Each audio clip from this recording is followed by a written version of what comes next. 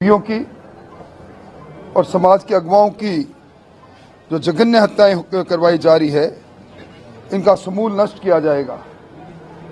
हत्यारे पकड़े जाएंगे, कड़ी से कड़ी सजा दी जाएगी। मेरी पुलिस प्रशासन से भी मांग है कि इस षड्यंत्र में जो कुछ थे उनके चेहरे से भी नकाब खींचे और इस पूरे मामले को आईजी स्तर का जांच करके और जल्दी से जल्दी हत्यारे पकड़े जाएं।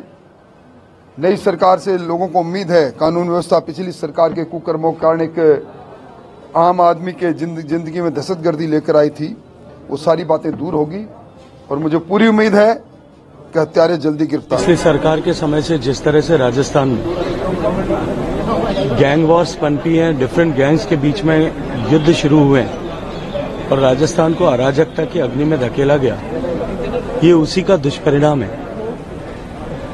करणी सेना के राष्ट्रीय अध्यक्ष स्वर्गीय सुखदेव सिंह जी को जो धमकियां मिली थी, उनके चलते हुए उन्होंने पुलिस प्रशासन को इसके लिए आगाह भी किया था, लेकिन दुर्भाग्य से जिस स्तर पर उनको सुरक्षा मिलनी चाहिए थी उस स्तर पर सुरक्षा प्रदान नहीं की गई।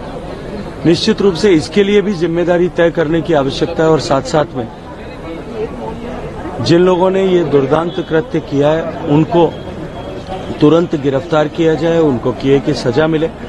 और साथ में भारतीय जनता पार्टी सरकार बनने के बाद में इस बात को हम निश्चित ही करेंगे कि राजस्थान में अमन, चैन और शांति की शासन कायम हो। इन सारे गैंगस्टर्स पर, सभी बदमाशों पर इस तरह का जो है उनके विराम लगे, उनको उनके किए की सजा भुगतनी पड़े, उनको सबको जेल में बंद किया जाए ताकि राजस्थान में शांति का शासन स्थापित हो सके।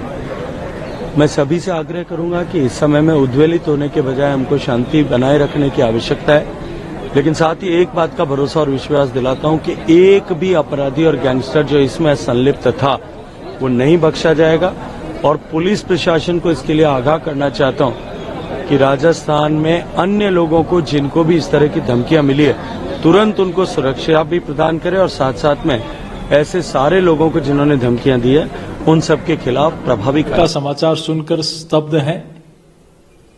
एक अराजकता का माहौल पैदा करने का प्रयास किया जा रहा है और सुखदेव सिंह जी ने कई बार पुलिस प्रशासन को इस संबंध में आगाह भी किया कि मुझे सुरक्षा प्रदान की जाए, लेकिन क्यों नहीं की गई, क्या कारण थे, ये निश्चित रूप से जांच का विषय है। मैंने सूचना मिलते ही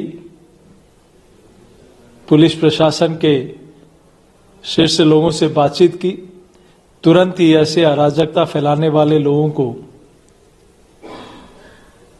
जांच कर दोषी लोगों को सजा मिले। मैं इतना ही कह सकता हूं कि सुखदेव सिंह जी गोगामेड़ी की हत्या करने वालों को तुरंत गिरफ्तार करके उनकी तुरंत सजा तय की जानी चाहिए। निश्चित रूप से जिस प्रकार से पिछले 5 वर्षों में एक अराजकता का माहौल राजस्थान में रहा है और उसी का परिणाम है कि इस प्रकार की घटनाएं हुई हैं। निश्चित रूप से इस प्रकार की घटनाएं नहीं हो, इसके लिए पुलिस प्रशासन को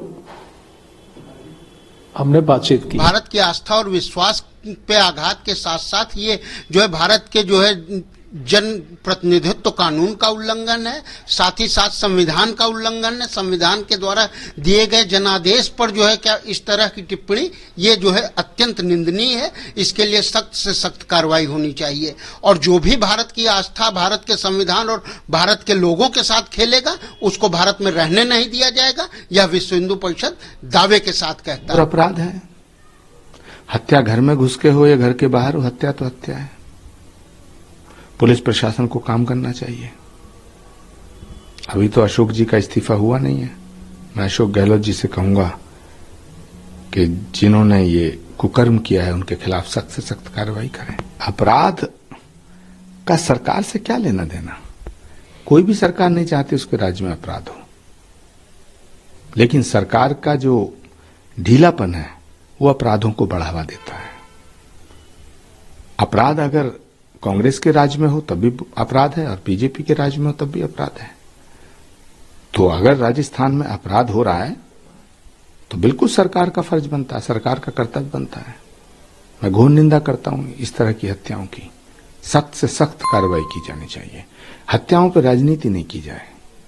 अगर हमारी सरकार में हत्या हो गई तो हम चुप रहेंगे, दूसरे की सरकार में हत्या हुई तो हम बोलेंगे। ये दो